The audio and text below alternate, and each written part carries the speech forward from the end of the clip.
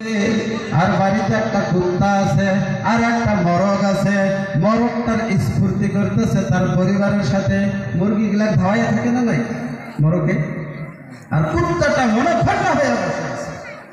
এই জন্য কবি বলছে কুত্তার ভিতরে যে 10টা ভালো ভালো গুণ আছে তার ভিতরে একটা হয়েছে মালিকের ঝুটা খাবার খায়া মালিকের নাফরমানি করে না। কোন ঠিকরা আমার বন্ধুগণ, কুত্তার ভিতরে যে ওই ভালো গুণটা আছে, ওই ভালো গুণটা যদি মানুষের ভিতরেও আসিয়া যায়, মানুষ বড় অলি আল্লাহ হইয়া যাবে।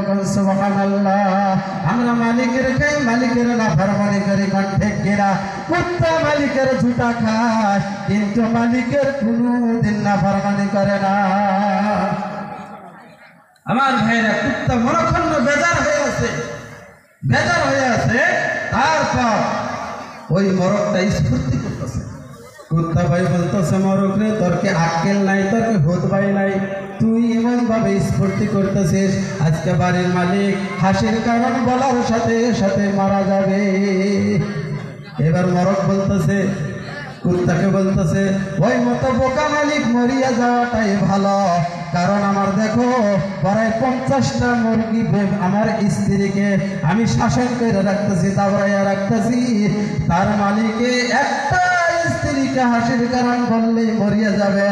আমি যদি ওই মতো মালিক হইতাম আর আমার স্ত্রী যদি হাসির কারণ শুনবার চাইতো, আমার স্ত্রীকে কুঞ্চি যেখানে পিটাইয়া পিটাইয়া তাক মারিয়া ফেলাইতাম। কথা বুঝতে পারছেন? আমার আপনার স্ত্রী আমার আপনার কথা শুনতেছে না, পর্দা মানতেছে না, নামাজ পড়ে না, আমি আপনার কোন দিন লাঠির শাসন করছি, কোন দিন তাকে ধমক দিছি কি ভাই? টেলিভিশন থেকে কিছুই কই না। হ্যাঁ, টাকলোর উপরে কাপড় পেন্দা চলে না, মেয়ে মানুষের পেন্দে আমরা কিছুই বলি না। বলি কি বলি? পর্দা করা পুরুষের আগে, তারপর হলো মেয়ে মানুষ। और दाइजुस ला यदखुलुल जन्नह, दाइजुस के लिए जन्नत नहीं है। दाइजुसের জন্য বেহেশত দিব না আল্লাহ তাআলা, কিন্তু দাইজুসকে ওইখানে মহিলাকে তো দাইজুস, এক নাম্বার দাইজুস হলো পুরুষ, আর ওই মহিলাটা হলো দ্বিতীয় নাম্বার দাইজুস। আমার ভাইরা, আমার বন্ধুগণ, আমরা আম চিনি পাই না নাই? আমের বাকলটার কোনো দাম আছে নাকি? মালভোগ কলা চিনি ভাই, মালভোগ কলার বাকলার কোনো দাম আছে নাকি? মালভোগ কলাটা যখন আপনি সিলাইয়া বাজারে বিক্রি করতে নিয়ে যাবেন, আমটা সিলাইয়া যখন গাবলা বোঝাই করে আপনি বিক্রি করতে নিয়ে যাবেন, আমার ভাইয়ের, আমার বন্ধুগণ, 10 টাকা দিয়েও আপনার আমটাকেও কিনবে না। কারণ হলো আম সেলামের পরে দেখবেন প্রত্যেকটা যেন বড় বড় বড় বড় মাছি এসে হাজির। কারণ ঠিক কিনা?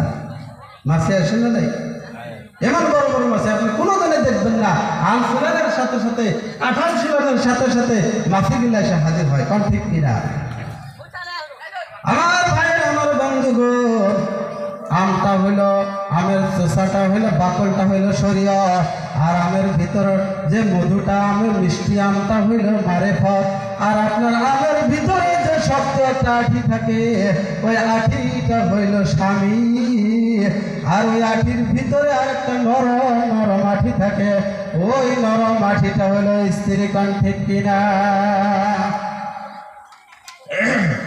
আপনার শরীয়ত মানতে হবে, তারপর মারেফত মানতে হবে, তারপরে আপনার ওই আমের যেটা আঠি, শক্ত আঠিটা থাকতে হবে, তারপর স্ত্রী যে নরম, ওই নরম স্ত্রীর উপরে আপনার স্বামীটা গরম হয়ে থাকতে হবে। কারণ ঠিক কিনা?